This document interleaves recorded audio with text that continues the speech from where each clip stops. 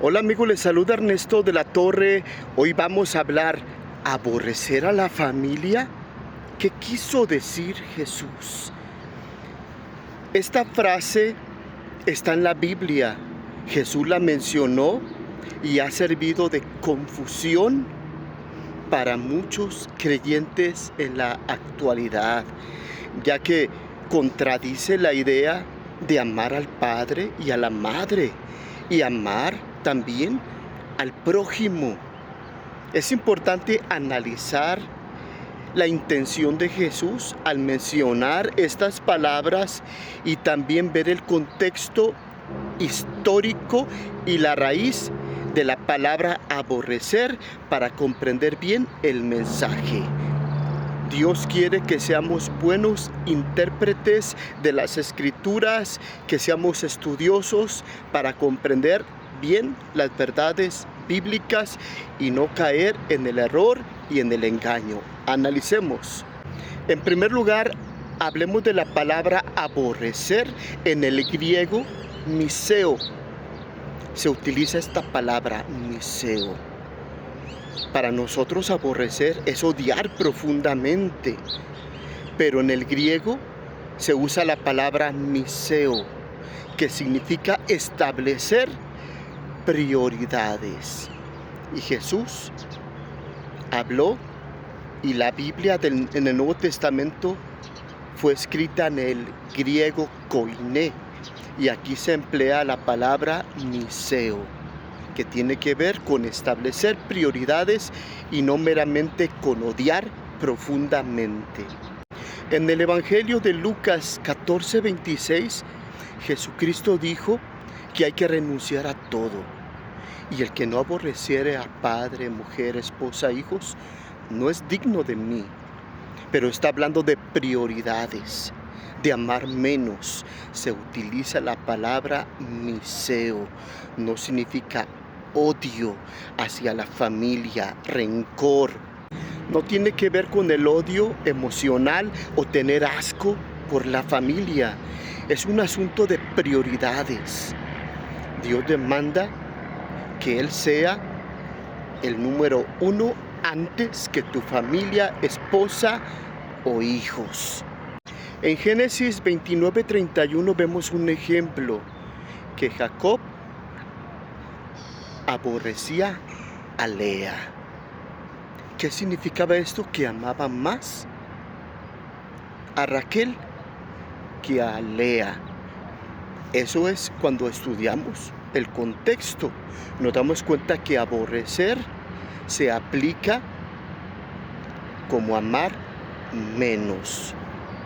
La intención de Jesús al decir el que no aborreciera a padre, madre, esposa, hijos, significa amar menos. O sea que nuestro amor a Dios tiene que ser superior a todas las cosas, personas, circunstancias, y aún tenemos que amar más a Dios que a nuestra propia vida. Hablemos del contexto bíblico en el versículo 25. Mucha gente seguía a Jesús, pero lo seguía no porque amaba a Dios, sino para recibir milagros, beneficios, y porque comían y se hartaban. Jesucristo todo lo sabe y sabía que mucha gente le seguía por razones superficiales y no por un profundo amor. Por eso Él hace la separación de los verdaderos discípulos. Indica que el verdadero discípulo tiene que sacrificarse y amar a Dios sobre todo. Jesús está hablando del costo del discipulado, ya que en su época seguir a Jesucristo, seguir a Jesús como maestro, era rechazada la persona aún por su familia y expulsado de las sinagogas por el hecho de seguir a Jesús en vez de seguir a los religiosos hipócritas. Él establece el costo del discipulado. Seguirlo a Él implicaba en algunas ocasiones que su familia lo iban a rechazar al seguidor de Cristo y también iba a ser expulsado de las sinagogas. Sin embargo, el verdadero discípulo tiene que tener amor más que a su familia, amar a Dios, amar a Jesús y amar el Evangelio, a pesar de que sea expulsado del templo y rechazado por su propia familia. Si hablamos de la intención de Jesucristo, no es destruir a la familia, sino establecer prioridades. Él mismo habló de amar al prójimo y amar a nuestros padres en Marcos capítulo 7. Así es que su intención es que establezcamos el orden en nuestro corazón. Tenemos que amar a Dios sobre todo, más que a padre, madre, mujer, esposa, hijos, más que nuestra propia comodidad, que nuestra propia vida, que nuestro propio trabajo. Dios debe de ser el número uno. Y también en esta expresión les anticipa acerca de la persecución, ya que serán perseguidos por causa de mi nombre. O sea que el cristiano va a ser perseguido por predicar, por vivir en el Evangelio, por llamarse cristiano. Va a haber persecución, como la vemos en la actualidad en algunos lugares. Muchos de nuestros hermanos son perseguidos, muertos, por causa de seguir a Cristo.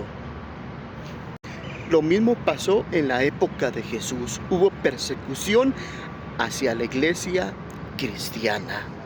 Por eso es que nuestro amor debe de ser mayor aún de nuestra propia familia. El amar más a la familia nos convierte en idólatras, porque la familia viene a ocupar el lugar de Dios. El lugar de Dios es que lo amemos sobre todo. Pero cuando invertimos esto y amamos más la familia, más nuestra vida, más nuestro trabajo o otras actividades, aquello ocupa el lugar de Dios y nos hemos convertido en idólatras. La idolatría no siempre tiene que ver con el uso de imágenes, sino con cualquiera que toma el lugar de Dios o cualquiera que le damos el lugar que Dios merece. A Dios hay que amarlo sobre todo. Amarás al Señor tu Dios con toda tu mente, tu corazón, tus fuerzas. Busca primero el reino de Dios, ama a Dios sobre todo. Pero cuando invertimos ese lugar, nos estamos convirtiendo en idólatras. Es curioso que después de esta plática Jesús dice que si alguien quiere construir una torre, que primero calcule el costo. ¿Qué significa? Si quieres seguir a Cristo, tienes que darte cuenta que tienes que amarlo a Él sobre todas las cosas. Dios no quiere que sigamos a Jesús por emoción o por un beneficio personal, sino que lo sigamos por amor. Y Dios debe de ser el primer lugar en nuestra vida. Y por eso muchos creyentes no siguen a Jesucristo, porque obedecen y aman más a su familia, a su propia vida, más que a Jesucristo. Y por eso no pueden ser discípulos verdaderos de Jesucristo. Ellos necesitan ser salvados y regenerados por Dios para que Dios ponga el verdadero amor, el querer como el hacer, la verdadera salvación que produce un cambio de mente, corazón y de intenciones, de tal manera que el que ha sido salvado va a amar a Dios sobre todo. Va a amar los mandamientos, va a amar el Evangelio y va a odiar el pecado. El verdadero creyente. El amor es el distintivo del verdadero creyente.